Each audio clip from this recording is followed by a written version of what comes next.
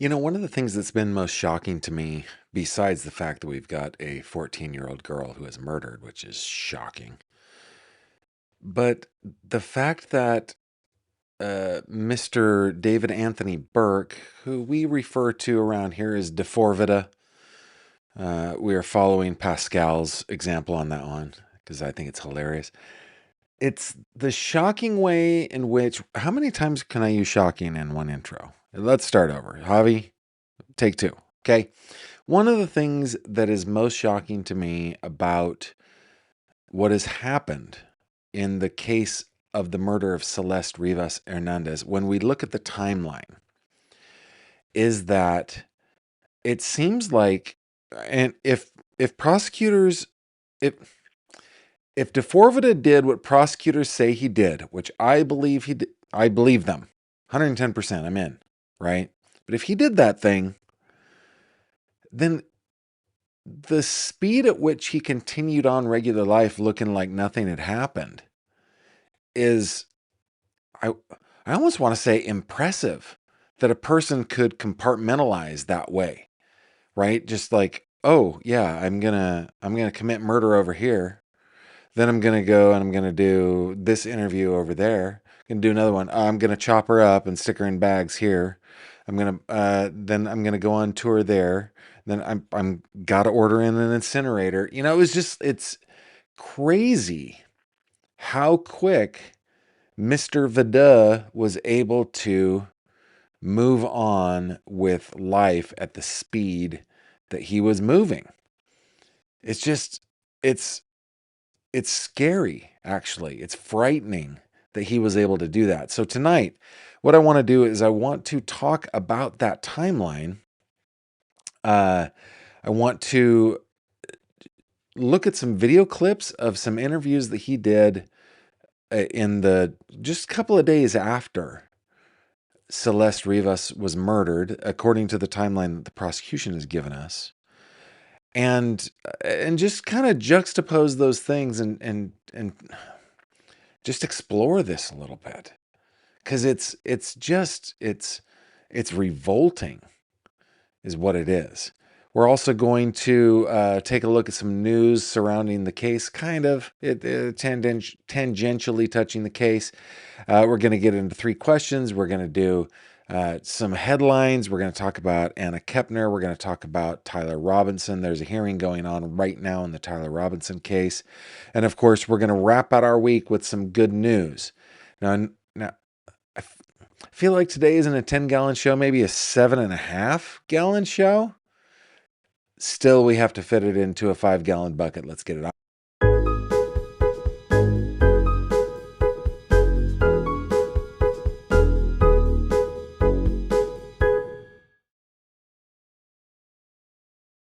This video contains mature themes and discussions intended only for adult audiences. Viewer discretion is advised. Hello there, my friend. Welcome back to another true crime conversation with me, Gavin Fish. I am so glad that you're here. If you like to cut past all the fluff and sensationalism and true crime, get right down to the nitty-gritty, then you have found the channel for you, and I'm glad you have. Thanks for being here. Wherever you're tuning in from, please tell me over in the live chat over here to my right. I already see that we've got Warrensville in the house in North Carolina. Let's see if we can get the system to work. There we are. We got Prague in the house. I think I saw Colorado is already here. Yep, Colorado is here. Orange Chicken giving us a little hand wave. And Sherry in Nevada is wondering, is the hair be gone or is it in a ponytail? It is still here. It's in a ponytail tonight. I'm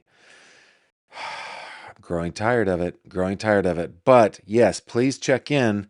Tell me where you're watching from. I absolutely love that. Right now, I think Prague is winning for farthest away from Western Pennsylvania as you watch. Thanks for doing that. Guys, we are talking about the murder. Not the accidental death, not the cover-up of she may have overdosed or hit her head or something like that. It's none of those things. It is the murder of 14-year-old Celeste Rivas Hernandez, whose body was found the day after she would have turned 15. She was found badly decomposed.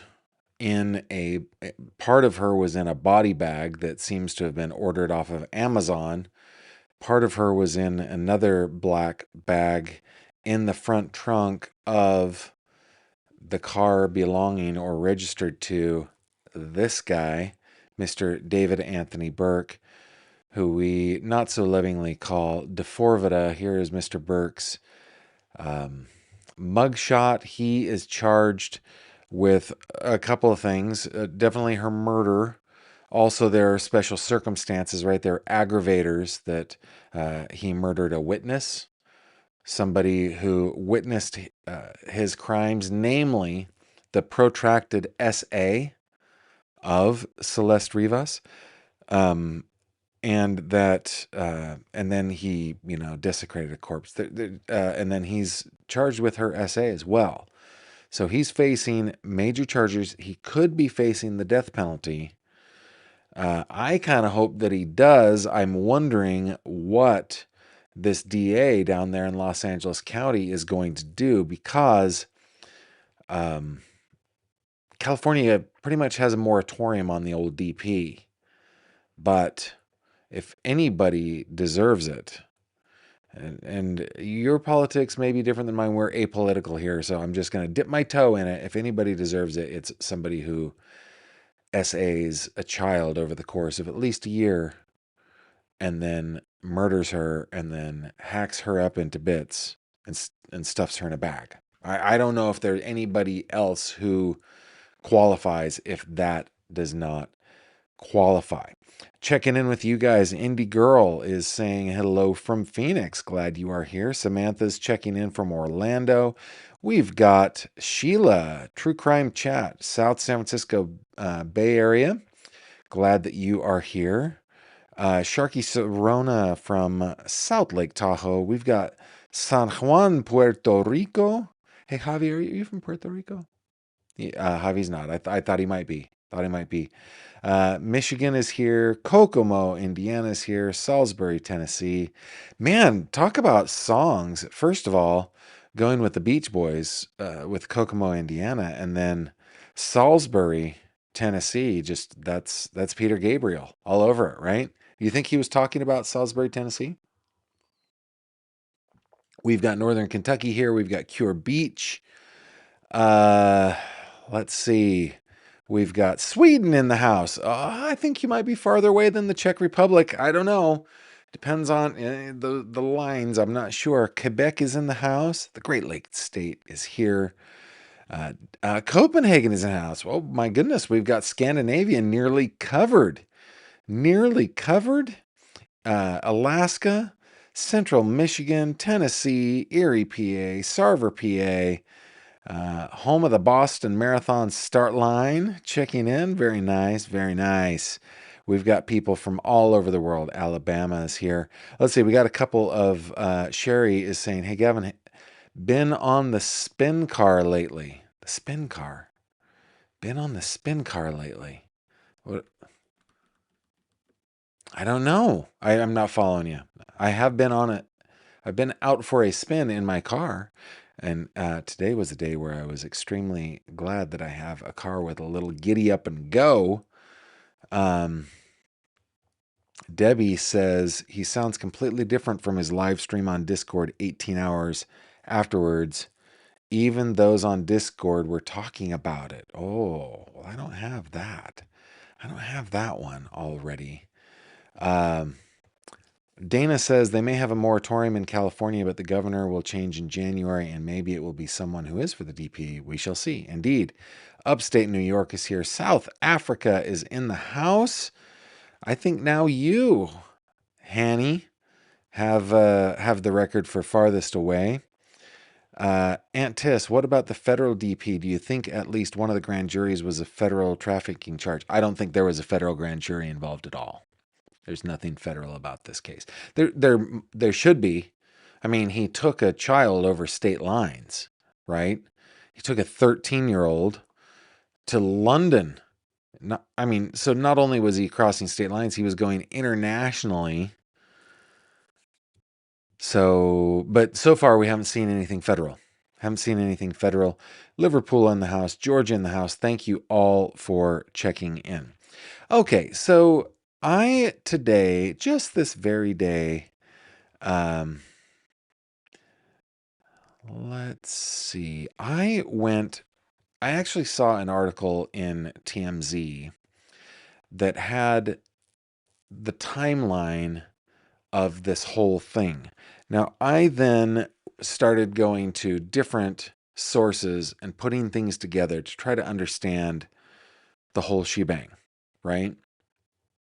There's some information that we know about D4vd's childhood. We know he was born March 28th, 2005. He was born, I think, in Houston, Texas. He grew up in Houston. Grew up in. I know that he was like, well, was he born in Queens? Actually, I can't. I've seen both things, but he was raised in a religious household. He was homeschooled for portions of his upbringing. I know that there has been some kind of eyelash or something on my microphone. I know that there's been some commentary on that. I grew up in a religious household, and I consider my upbringing extremely happy.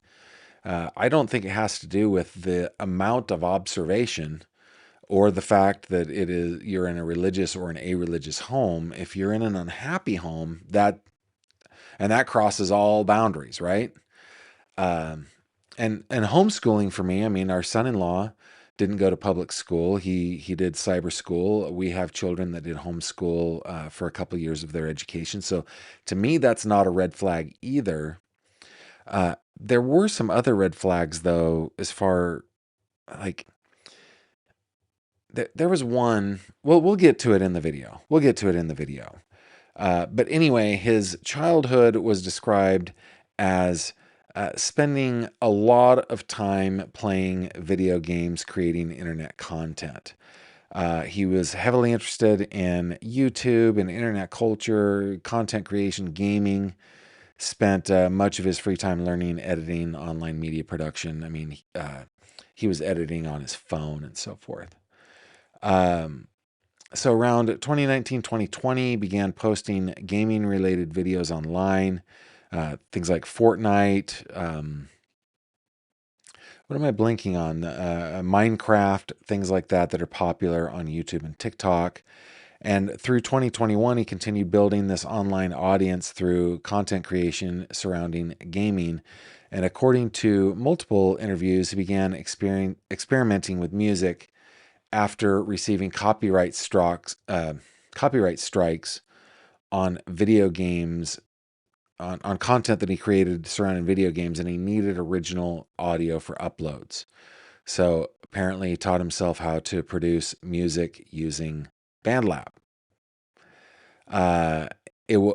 This is all pretty darn recent. 2022, Burke began releasing songs under the stage name D4vd.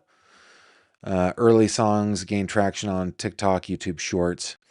And then it was that year, January 22, that according to prosecutors, this is in documents that have been filed in court, Burke first met Celeste Rivas Hernandez. She was, at the time, 11.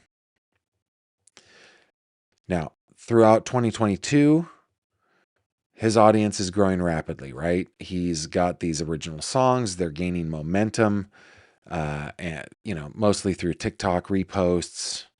And in July of that year, he released Romantic Homicide. Now, this, I admittedly, is the only song that I have actually listened to from D4vd. I could tell that it was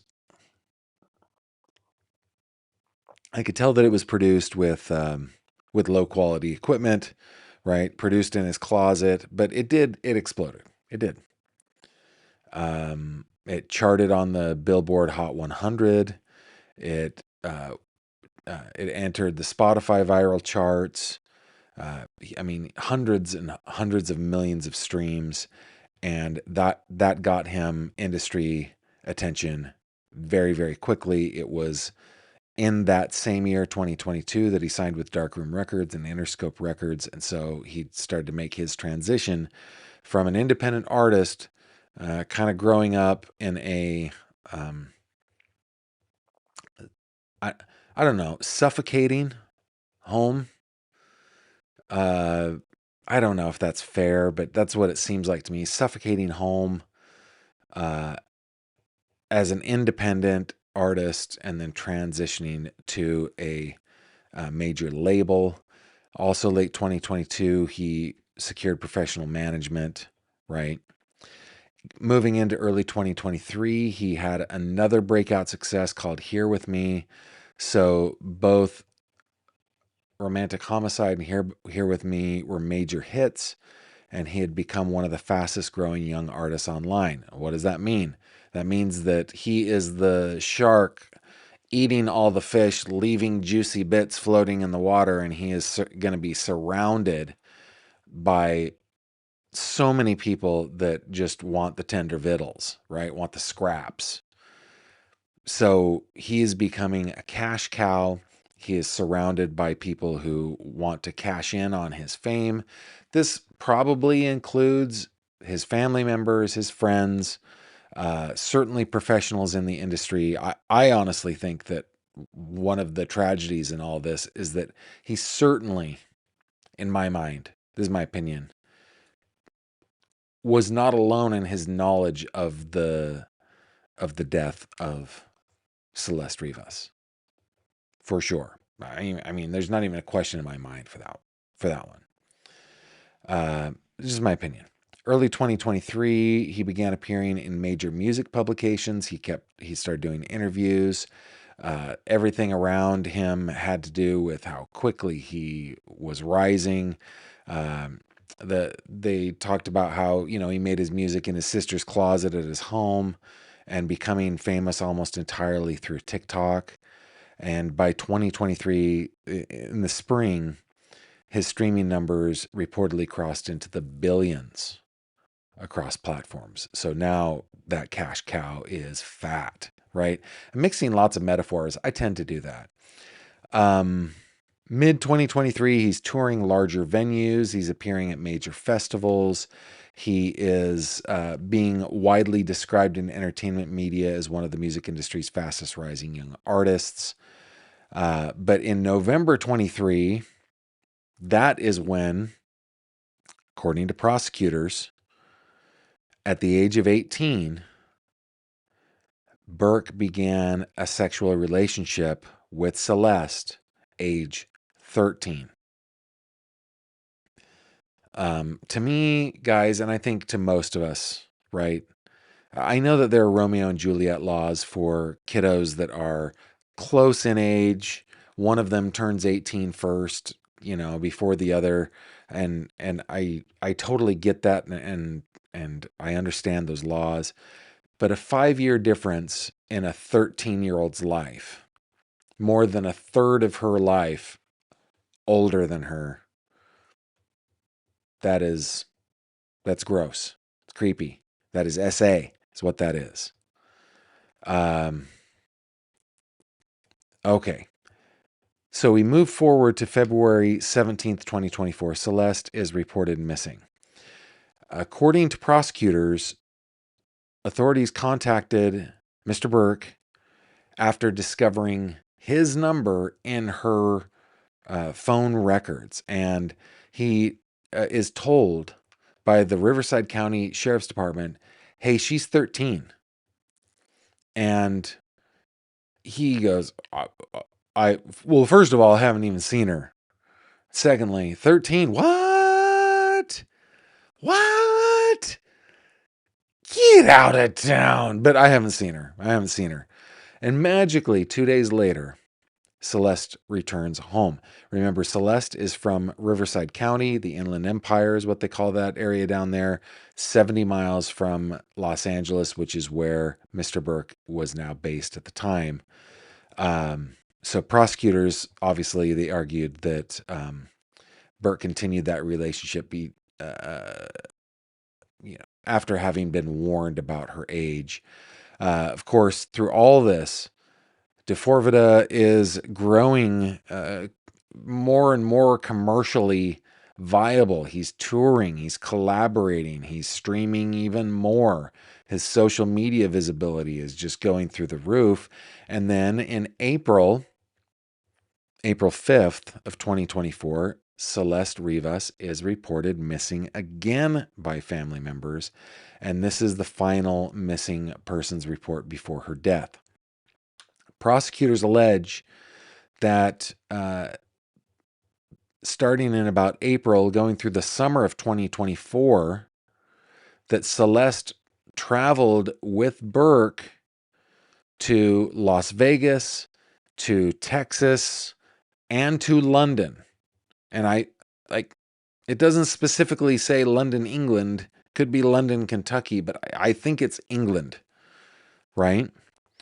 And by this point, I mean, not only is there an age difference, there's a power imbalance, right? And in my opinion, Burke is, I think he's a predator at this point. I don't mean I think he's a predator at this point. I think that he is a practiced predator at this point. I don't think that Celeste is his only victim.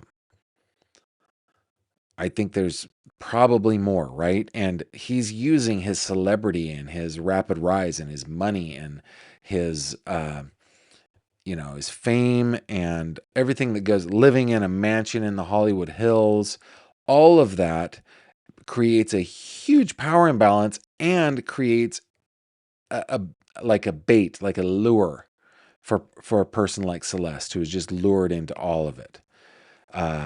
He's now into the multiple billions of streams across all of his platforms by this point.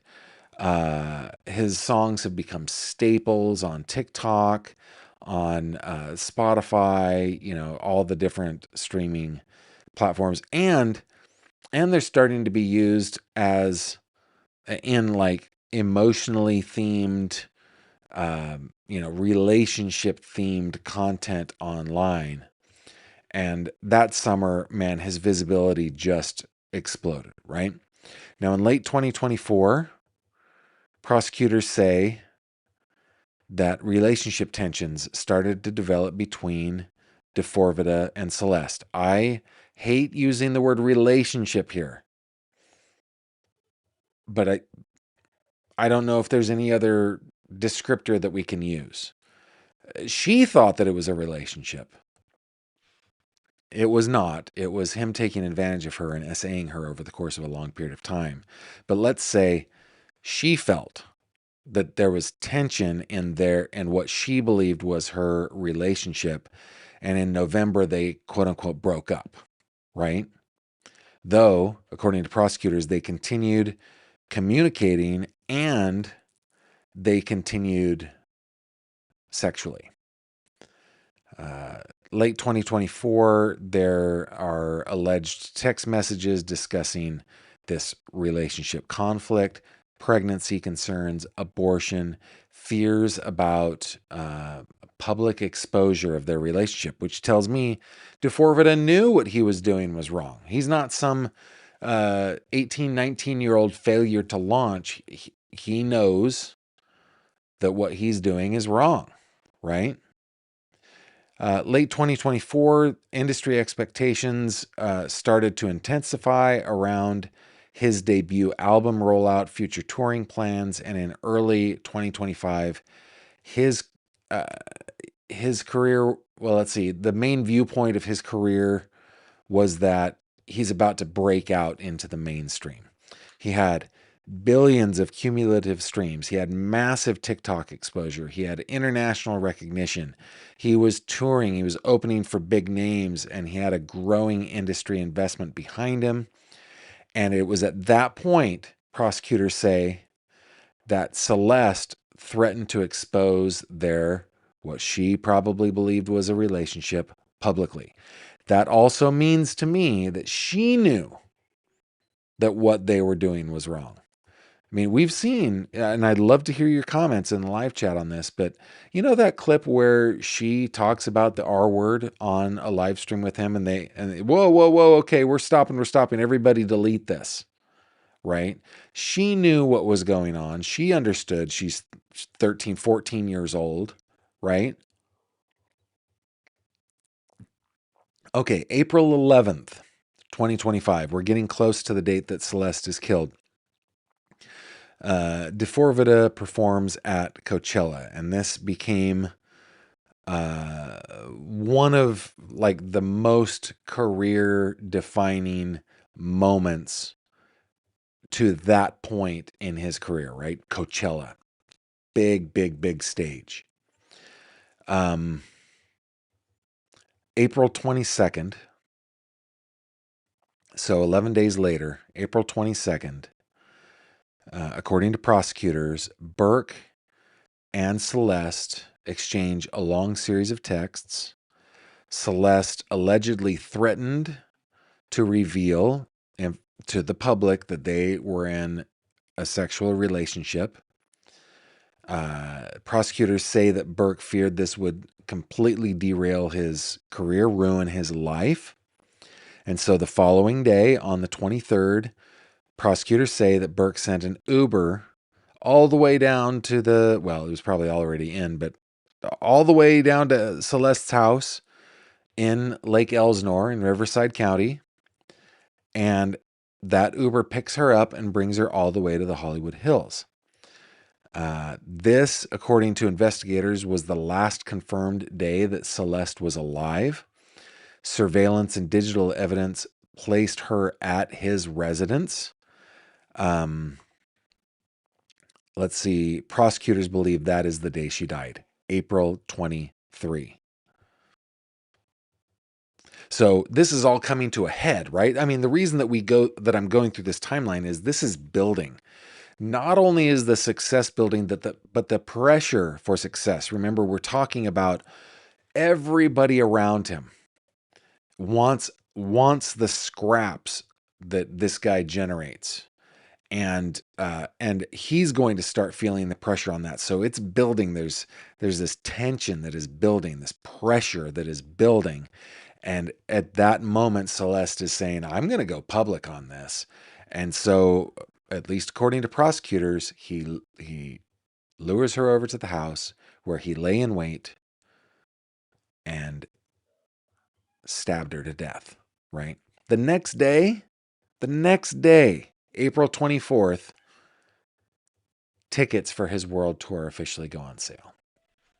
Like the timing of this, guys, the timing of this is, you can see, you guys know that I'm big into incentives, right? Human behavior is fascinating to me, and it just seems to boil down to what incentive, positive or negative, is working on a person in order for them to make a decision, bad or good, right? And he's got all this pressure. I'm definitely not excusing it, right? I'm just saying that I think this is why he did it, right? So April 24th, tickets for his world tour officially go on sale. Industry reporting described the tour as a major milestone in his ascent from just the humble old internet artist with billions of streams to a mainstream touring act. It was also on this day, that according to prosecutors, D4vd's purchased a shovel, some cleaning supplies, and some other suspicious items, right? The 25th, so we're 2 days, probably not even completely 48 hours. We're on the second day past the murder of Celeste Rivas. According to prosecutors, he releases his debut album called Withered. And of course, it's heavily promoted. It's viewed as a defining moment in his career. It's continuing that upward trajectory. And the following day, according to prosecutors. So we're now on April 26th. That was the last day that David Anthony Burke, also known as D4vd's, tried reaching out to Celeste, like texting her. So it feels like he's trying to cover up. Like she's not answering anything. Her phone stops. All of her digital everything stops. And he reaches out, trying to contact her on the 26th. Of course, investigators are like, well, she's already dead. So throughout late April, going into May to July, he continues his public appearances, and prosecutors are alleging that Celeste's remains are hidden at this point. Okay? And then from there, I mean, I think we've got,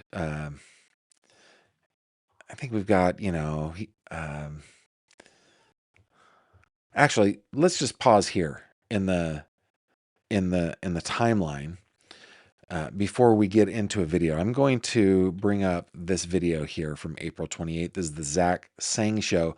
What I've done is I've taken 2 interviews,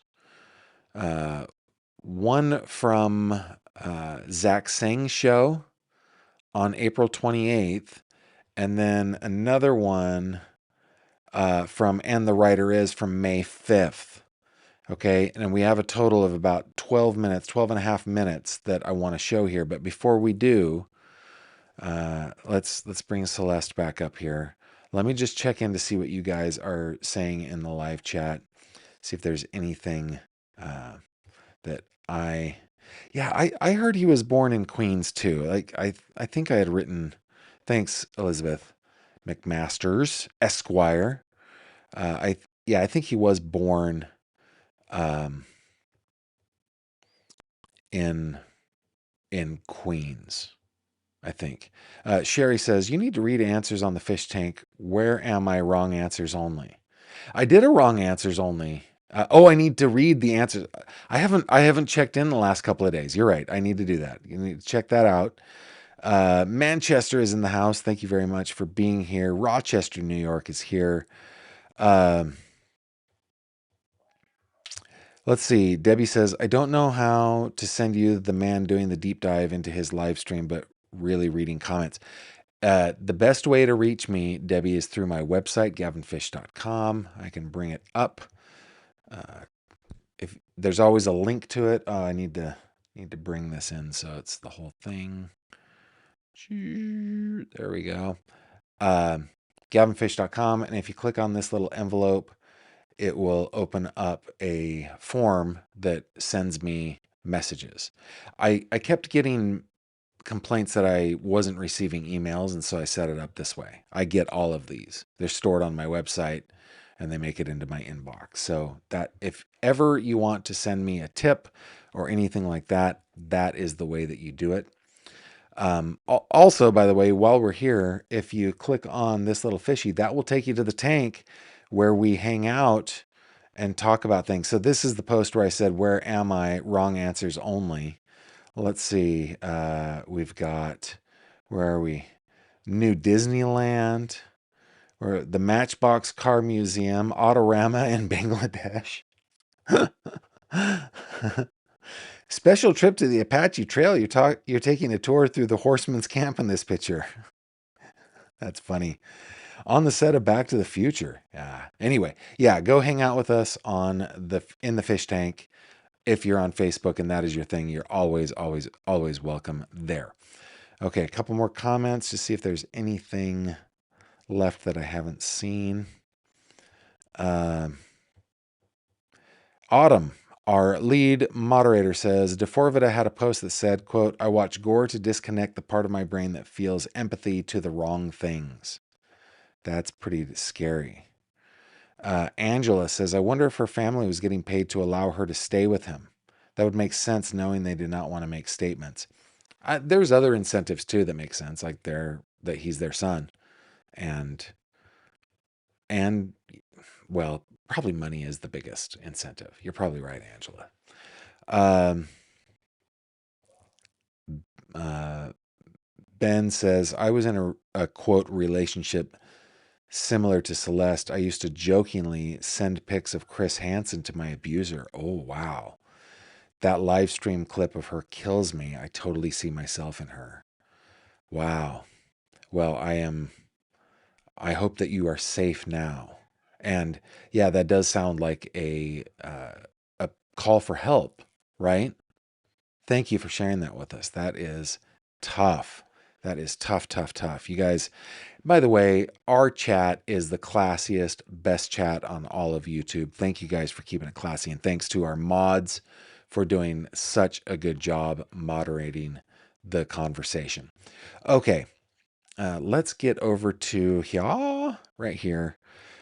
I am going to, I've put links to this in the description below so that you guys can go see the whole thing to both of these interviews if you want. But just keep in mind, my thing about this is just the juxtaposition of being able to conduct an interview like this, having, as alleged by prosecutors, murdered and cut up a teenage girl. It's crazy to me. But let's go ahead and have a watch. Here we go. Are you withered, man? Like, what's up? You know, like, that's where I'm at. That's where I'm at right now. Genuinely? Returning, well, figuratively, spiritually, that's like, I want to dive into this album as my entire aesthetic and my entire being is like withered. My entire being. What does it mean to be withered? So the entire aesthetic of this project is returning to the dust. A rose grows from the dirt and then it also decays back into the dirt. So with this project, the way I made it, the way I'm talking about the themes on this project, the way I'm talking about my emotions and my feelings, it's all returning to the dirt with this. It's like a entire life cycle. Okay. In a life cycle? You know, if I were in a junior high literature class and he's talking about things returning to the dirt, I would say there's meaning there. If he is a murderer, right? This is after Autumn. This is April 28th. So Celeste dies on April 23rd. This is April 28th. It connects to the other EPs, possibly, Petals to Thorns, and then the Lost Petals. Yep. It's all a through line. So basically with Petals to Thorns, I view that as my intro. That was my debut, you know?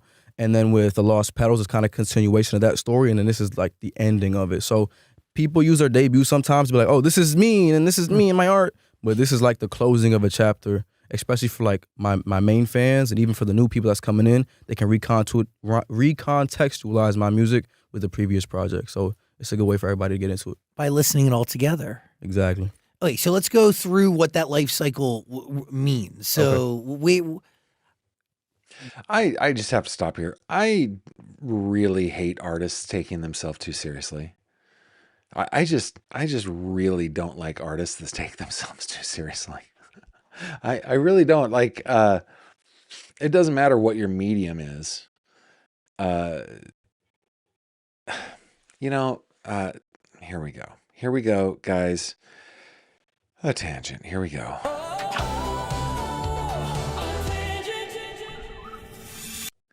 I was one time, I think I was in Denver, Colorado, or maybe it was Washington, D.C. I was at an audio show, and I'm standing next to the president of a audio components company that is beloved and well respected, and one of the OGs in the high-end audio industry. And he and I are just kind of shooting the breeze and chatting, and this guy comes up to us, and he has these questions about, hey, I'm thinking about using these speakers, and I'm thinking about using this front end, and yes, I'm going to do analog, but I'm also going to do digital. Do you think something, you know, if I chose your XYZ model, and he's being dead serious about it, right? This is important to him as an enthusiast of high-end audio. And this president or CEO, whatever his title was, he was leading the company, goes, I don't know, man. Go listen to it. Tell me what you think. Or don't. How about that? How about don't? And just listen to it. If you like it, buy it. If you don't like it, don't buy it. But it's not like we're curing cancer here. It's your hobby. Go check it out. And I was just like, dude, that is the first time in the decade and a half that I had been working in the industry that I ran into somebody who realized this is entertainment. This is a hobby. This is not important. And when I, you know, there's a whole industry of interviewing celebrities and talking about their work, and sometimes it's their body of work and all that stuff. And just I love those ones, especially when it's somebody who just doesn't like. I love like Ryan Gosling, or what's it, Harrison Ford, or just the people who don't take it serious, that are just like, yeah, this is my life. This has been fun. It's not that big of a deal. Uh, I don't like the Anna Wintours kind of the world, that what they do is the most important thing. And D4vd's here is like full on just making me want to fart. It's just so stupid, giving me so much gas, as my brother would say. It's just the worst. But okay, we'll continue on. Here we go. At what stage of the Withered is dying? So you're going into dust, but you're coming back again. Is that what I'm getting through those Right. 14 records? It's definitely like a resurrection type of thing. So, but by the end of the project, it's done. A So that's why- resurrection thing. I don't think Celeste's ever going to Last track is called Afterlife. That's like the not immediately.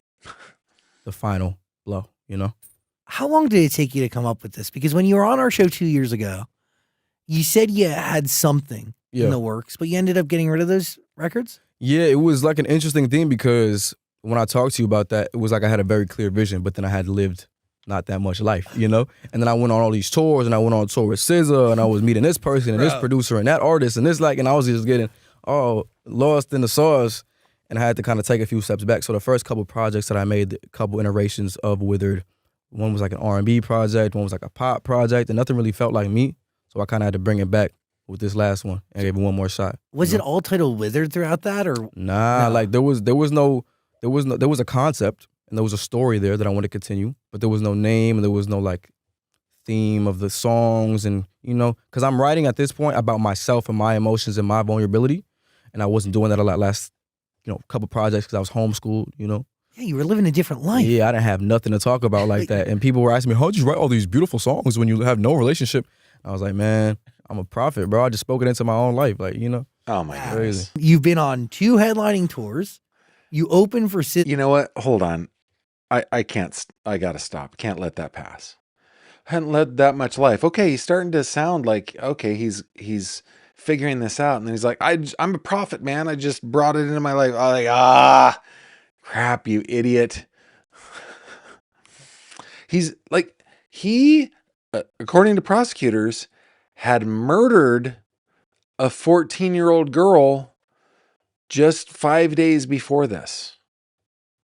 And here he is talking about just how his artistic journey and his success and his tours and all that. And I just, I'm a prophet. I just brought this into my life. It's so, it's disturbing. There's dissonance here, right? like 4 headlines actually. Holy fuck! Actually, sorry. 1, 2, 5. Holy balls, Damn. 5. But in 2 years. Yeah.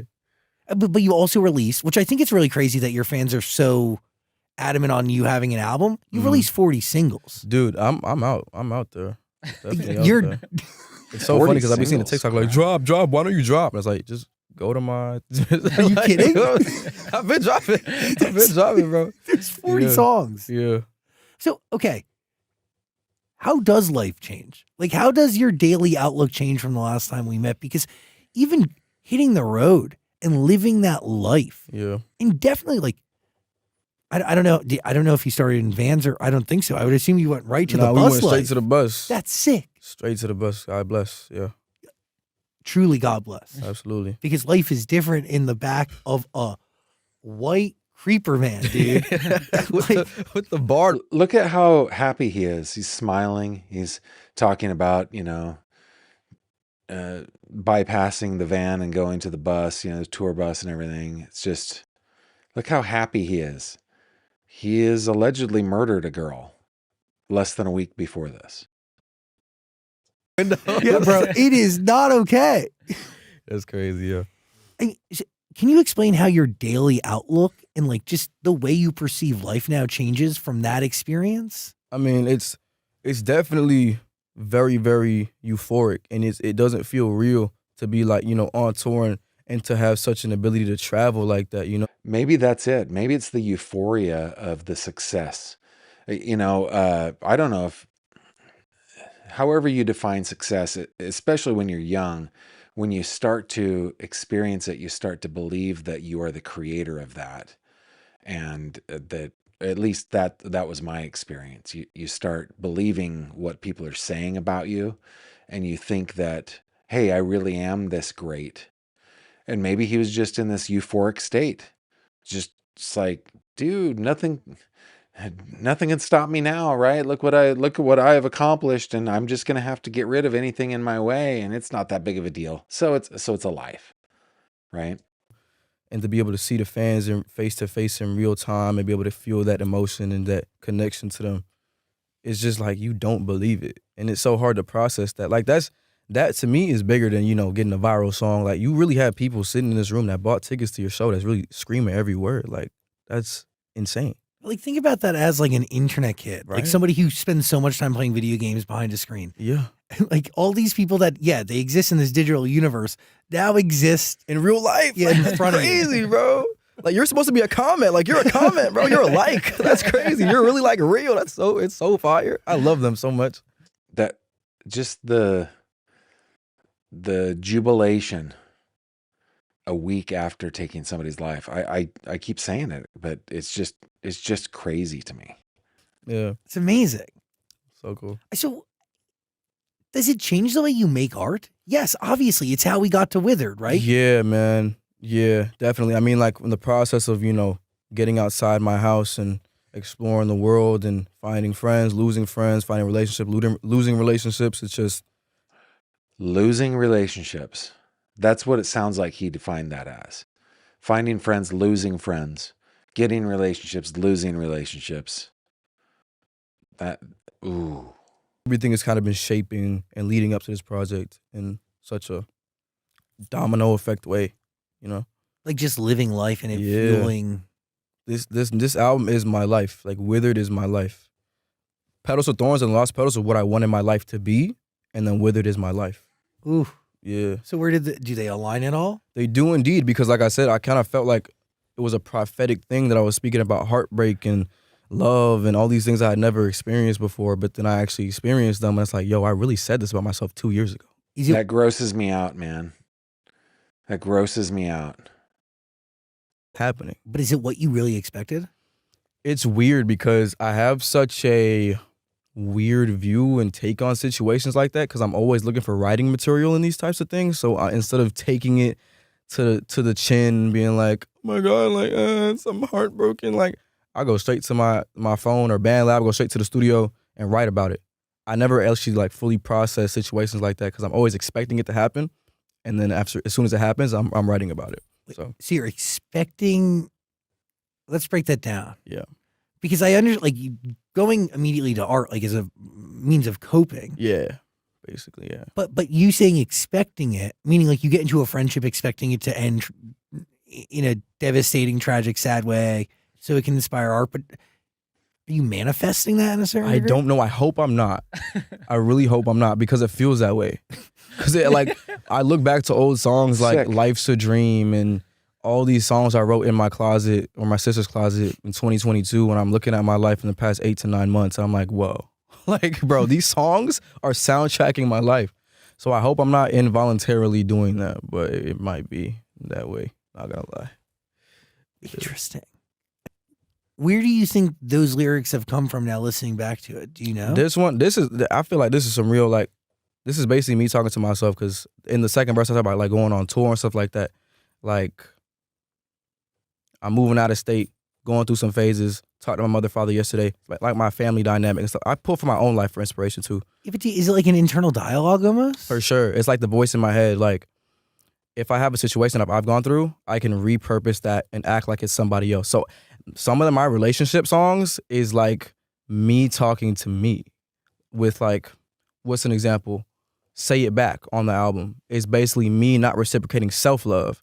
And I'm kind of spoiling it. I wanted to say that, but like the Zach saying exclusive, that Say It Back is like me talking to myself and not reciprocating self-love and how I feel about my own feelings and understanding myself. And, it's like the internal introspective stuff, That's. Do you realize what you're writing about when you're writing, or I wonder if he really does know what it means to be introspective. Like, is he just a psychopath?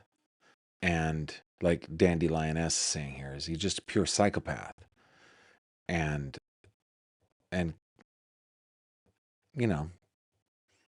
just is able to compartmentalize things, doesn't actually internalize anything. I wonder. does it only? It literally clicks like a day after. So I'll finish a song and I try to not listen to it after I'm finished, and then wait a day so I can comprehend what I'm talking about. Yeah. That's how you process. Exactly. Fresh ears, they call it. Fresh ears. By the way, this is gonna come out after the album, so you can say. Oh, I can say whatever I want. Hey, Yeah. say less. Say less. Yeah, you can. You just got more comfortable. Yeah. Like I thought I was on there like, so. Oh, did I just leak that?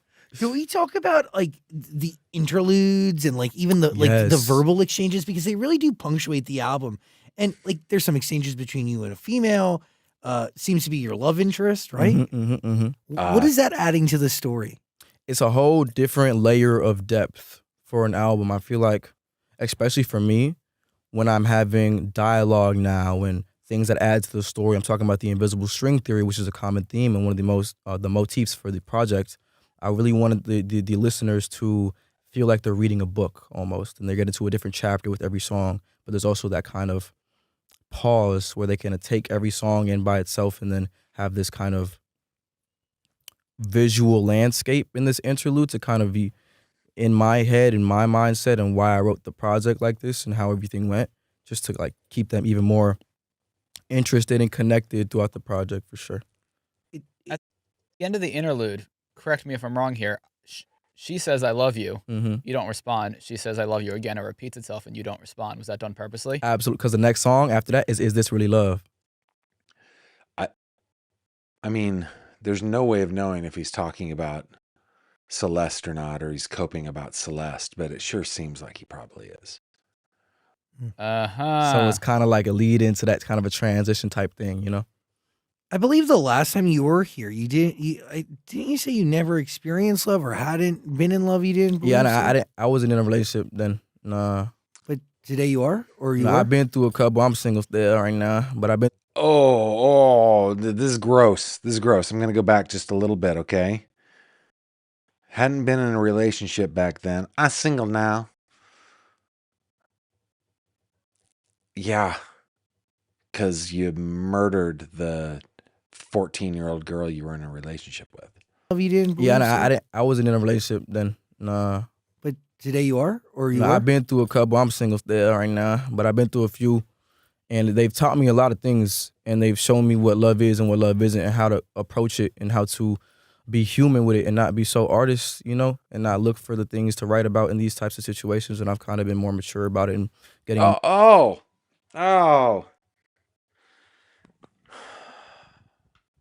I've been more mature about it. Oh my goodness. Emotionally intelligent with it, and with this interlude, it's kind of like telling my view on what the invisible string theory is, or the scarlet string, or the whatever. There's so much to take from these video games that Okay, so this is now May 5th, right? So we are a couple of weeks past the murder of Celeste Rivas, and he is on, and the writer is. Here we go. I wasn't getting, just because of just like how I was as a kid. I wasn't really social like that, but I learned so much from video games, bro. It's a super big part of my life. I feel like if, saying I'm going to start a YouTube channel and I'm going to start, live streaming my life. Yeah. Like, I feel like as a parent, and I know at this point you got homeschooled from 7th grade on, you said. Yep. I feel like as a parent, you'd be just like so nervous.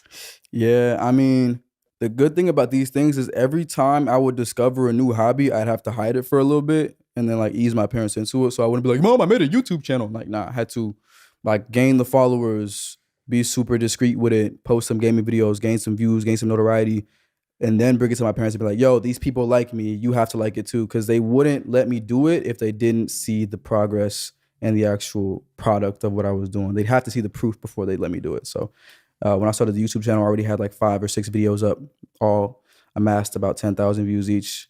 And those videos were like Minecraft tutorials and stuff like that. And then they let me finish. So what makes you? It's an interesting dynamic, right? Of course, this would all be from his point of view, his perspective. And there is some, like, he's a child, right? This guy is behaving and has behaved and was at that time a child. I just had a conversation with my mom about this. My mom is 77, I'm 50. And, you know, I had a conversation with her about how, like, if there was anybody who understood how I was feeling when I was a teenager, it would have been my parents. Like, we just don't get it as kids, right? But I just couldn't talk to them about it. It was just too scary, and like they wouldn't possibly understand. So he's here going, yeah, my parents were like this. I had to have success and show them I was having success before they would ever get behind it.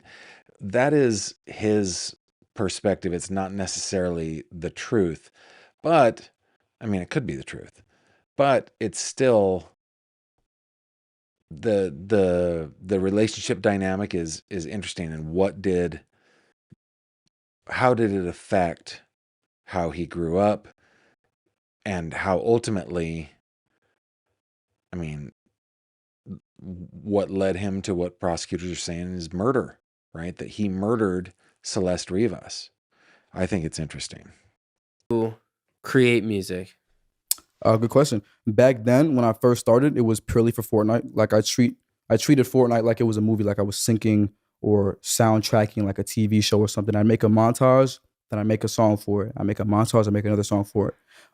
But that was for the first 6 or 7 songs I made, and then I was getting bored of making them for Fortnite montages, so I started looking elsewhere for inspiration. And I was still homeschooled, so I didn't go outside, I didn't have any social circles to kind of, pull inspiration from. So I watched movies, and the first hit I made was Here With Me, and I was watching the Disney movie Up, and I was looking at Carl and Ellie.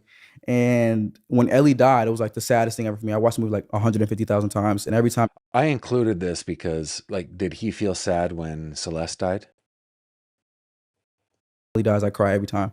And I was like, Let me yo, I go gotta back. finish their story.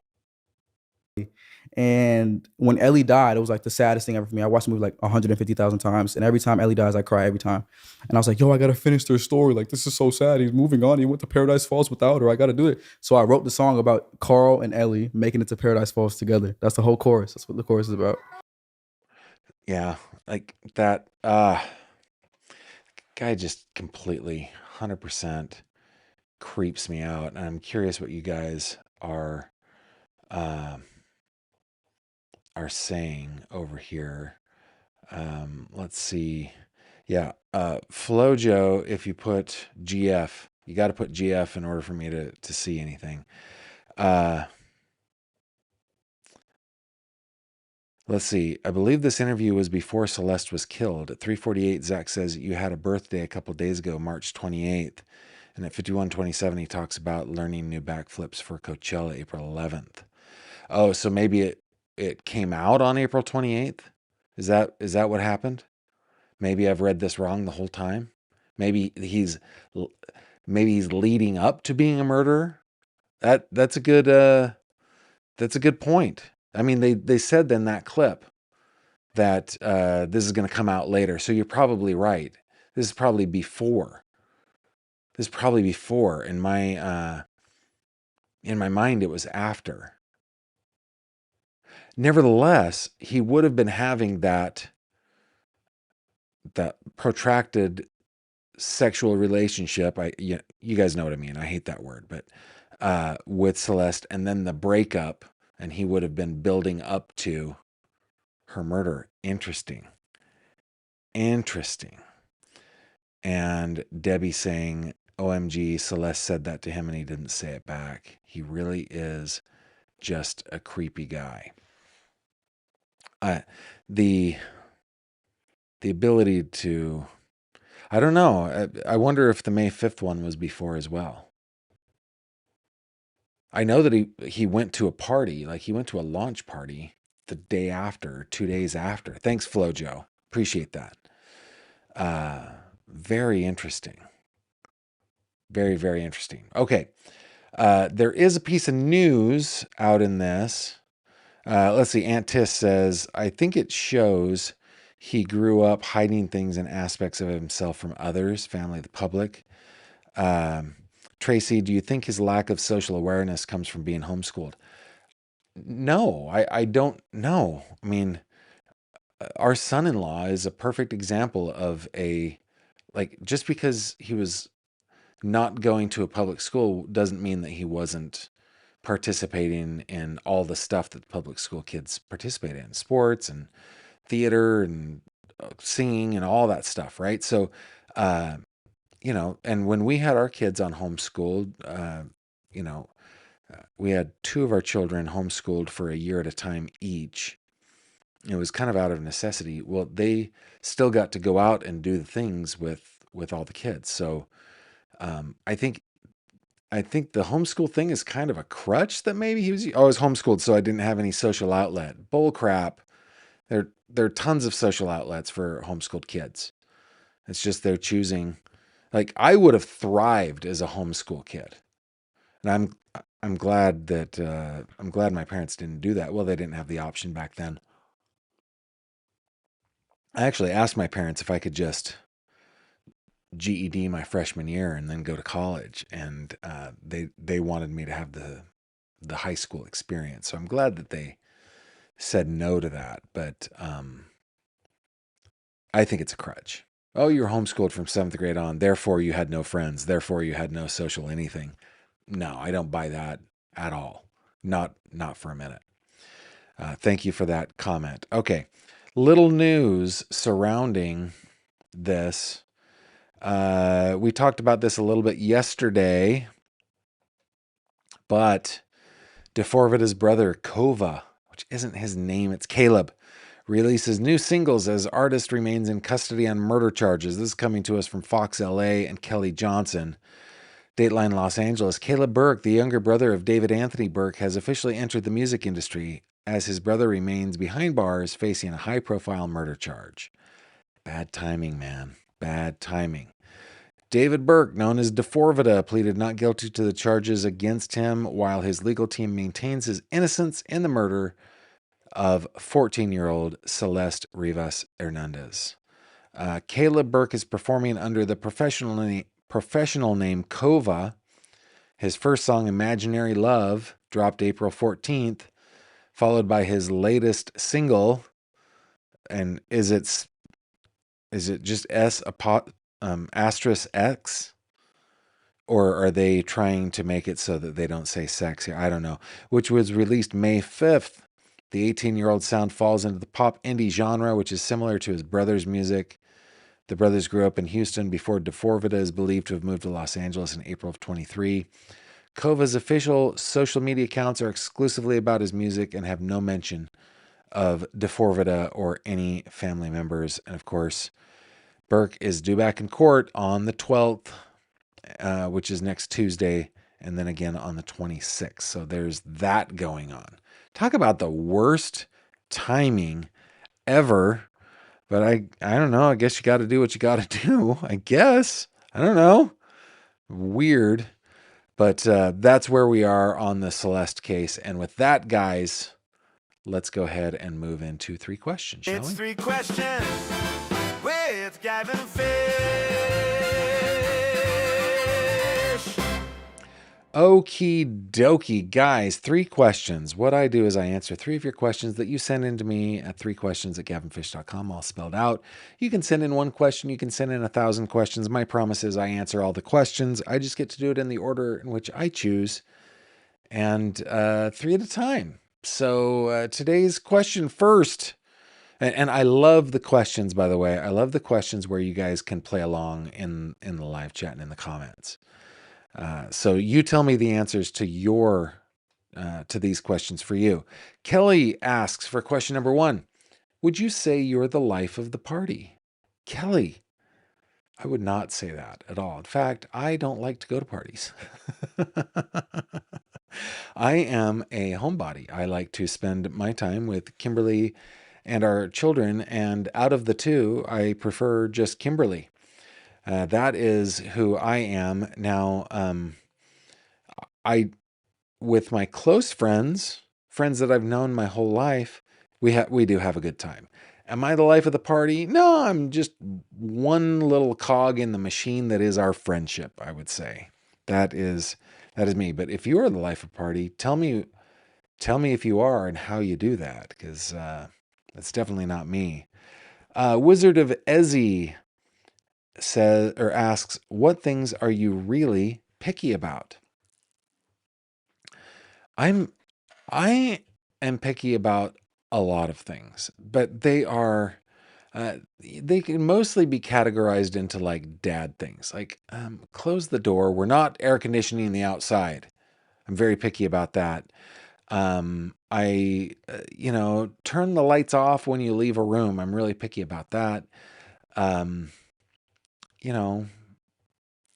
Oh, we have a water drop reverse osmosis system, which will do like 1,700 gallons of RO water a day. So if you turn it on, it will go and go and go. And it's set up so that you can say how many ounces you want it to pour out, and you push a button and it'll pour them out. So what happens is Kimberly and the kiddos will move the spout over the counter where they will put their glass, and then they'll say, okay, I want 28 ounces, click go, and then they'll walk away.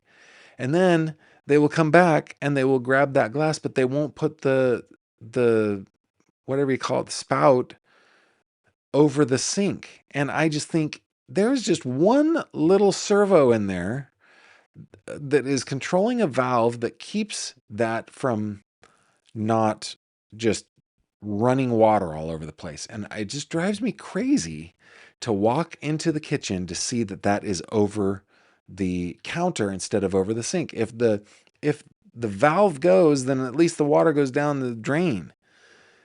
But if it's where they keep leaving it, it will flood our kitchen.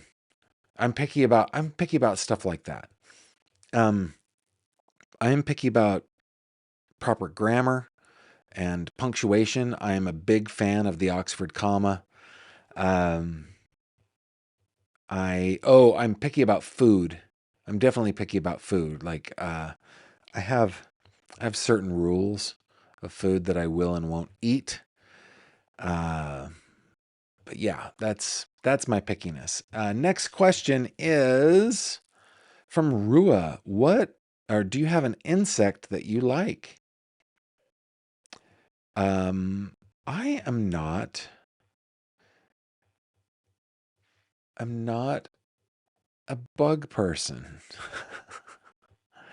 But I would say I do love the monarch butterflies. This part of Western Pennsylvania is where so many monarch butterflies come and spin their cocoons and all that stuff. I don't understand bugs. Do they breed? Do they like split in half? I don't know, but on the milkweed every summer are just tons and tons and tons of cocoons from caterpillars that are turning into glorious monarchs, and then they will fly southwest down to Mexico, which I think is cool. I like that. I also really love the fireflies that come out in our area. I love fireflies. So when we get into the very beginning, late June, early July, it starts to get a little hot, a little humid. The fireflies come out, and I love that. So what are our three questions? What insect do you like?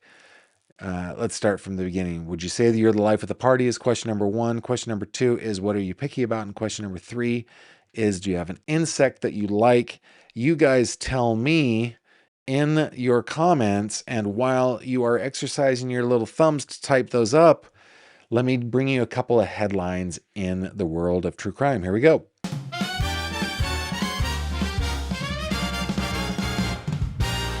True crime headlines. And I should check real quick because there was some there was a hearing going on as I started. I wanted to see. Yeah, okay. So we do have an update. So I'm going to start with this one, which is going to be on CNN.com. This by Andy Babineau. Judge declines to boot cameras from courtroom for Charlie Kirk murder suspect's trial. Delays upcoming hearing. So cameras will continue to be allowed in the high-profile trial of Tyler Robinson, the Utah man accused of fatally shooting Charlie Kirk. I don't know why CNN describes murder as a fatal shooting, but okay. Utah Judge Tony Graff also granted a request to delay Robinson's preliminary hearing, originally scheduled to begin later this month after Robinson's lawyers argued they needed more time to examine DNA analysis of some of the evidence. And as attorneys argued that media coverage has been largely prejudicial. But cameras will continue to be allowed in the courtroom. Next update is in the Anna Kepner murder case. I don't think that this is something that we need to take to the bank, but written by Ashley Walker for Radar Online, Anna Kepner murder case heads to trial as stepbrother as main suspect. The chilling federal murder case tied to the death of 18-year-old cheerleader Anna Kepner aboard a Carnival cruise ship is officially headed to trial. According to newly filed court documents exclusively obtained by us, Radar Online, a federal judge in the Southern District of Florida has scheduled a criminal jury trial beginning June 1st, 2026. So 3 weeks from now. That is not going to happen. That is not going to happen. But okay, it's scheduled. They gotta get things on the schedule. They got to do that. For the trial, for the teen defendant identified in court filings only as TH, which we know as Timothy Hudson. Trial will be held at Wilkie D. Ferguson Jr. Courthouse in Miami and is expected to last approximately 2 weeks. Court records show jury proceedings are set to begin 9 a.m. on June 1st, while a final calendar call hearing has been scheduled for May 26th. It's not going to happen. It's not going to happen, but I'm glad that they have got it on the calendar and are moving in that direction. Now, hey, Wanda, can you give us some fun little some music to transition into happy news, into good news? Can you do that for us, Wanda?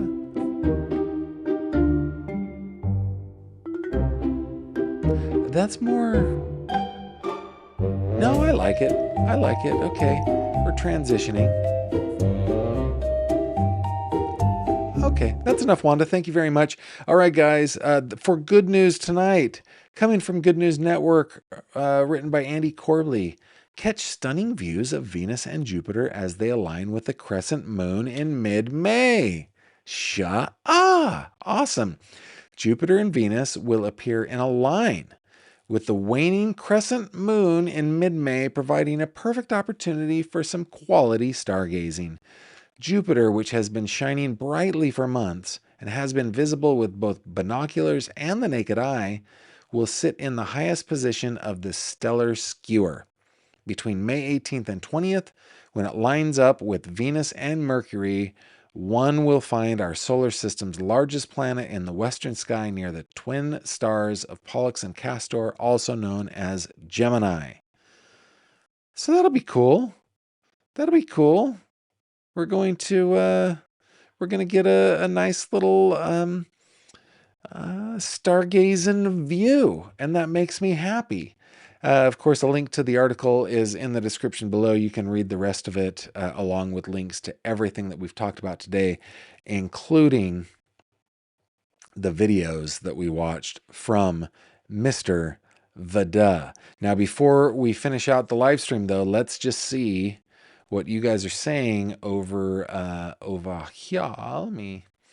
Let's see. Debbie is saying he is a punk. Indeed.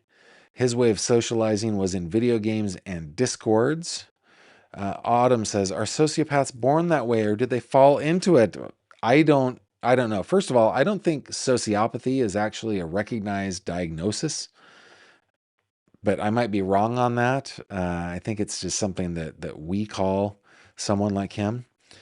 What is it? I'm a nurse. I'm a nurse says his music is so auto-tuned you can't tell if he really had talent. Yeah, there's a video of him doing a live performance that I was like, this is not live. This is not live. This is him lip syncing to a highly auto-tuned song. Kaylin saying, I'd love to see an interview with his parents. Elizabeth says, she is with me 100%. My husband and I enjoy staying home too. Yes, indeed. I got to say, though, that's how I got so fat. I just wanted to stay home and eat Nem-Nems and hang out with my wife. So now I'm trying to be a little more engaged in life. Autumn Doyle, how much was it? Can I come fill up water jugs? Haha, the water is garbage here. The water is garbage here. And I think the water drop that we got was, I mean, it's a lot of money, Autumn. It's a lot of money. But I cannot stand the water here, so we had to do RO. Lynn Taylor says she likes dragonflies. Just Ducky is picky about pizza. There's good pizza or cardboard, no in between. That's funny. I'm pretty picky about pizza. I like a good Neapolitan, just the classic Neapolitan pizza. That to me is the best. Renew Sensei. Renew Sensel. I can't tell if that's an I or whatever. Anyway, Gavin, some of these artists think it's so smart releasing projects on very specific days.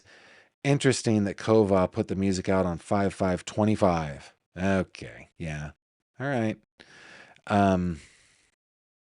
Yeah, Gavin does not like poorly written articles. That is true. That is true. Elizabeth asks, did I fire Javier? I know he was in trouble earlier in the week. No, I did not fire Javi. I just used his full given name so that he knew how serious I was. But you know, Javi is still on staff. And he does such a good job. I just learning that he's not editing out the stuff that I'm asking him to edit. It was shocking to me, and I lost my temper, for which I apologize. Javier, please accept my apology for my on-air lashing out. And thank you for all the work you do. Miss Chivos Dragon says, I was hoping Gavin would say, I'm not a bug fan. I, however, like lightning bugs. That's funny. Dana says, don't you know that the first way people are described when they are murdered is that they were the life of the party or they lit up the room? I don't want to be the life of the party. That is clever. Indeed, that is clever. Yeah, that's... Guys, thanks so much for joining me. I appreciate you. Thank you for your support. Thank you for listening and watching on Spotify, on Facebook, visiting all the socials, visiting the website, supporting me on Patreon and here on YouTube. You guys are awesome. Taking the rest of the weekend off. The rest of the weekend? No, we're taking the weekend off as we usually do. I live stream Monday through Friday.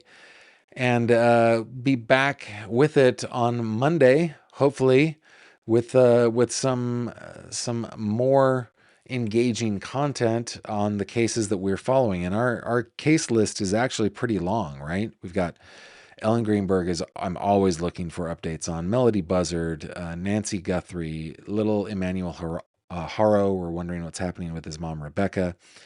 We're watching Anna Kepner, Amy Hilliard, Charlie Kirk, Suzanne Morphew, Kevin Mullins, Rob Michelle Reiner.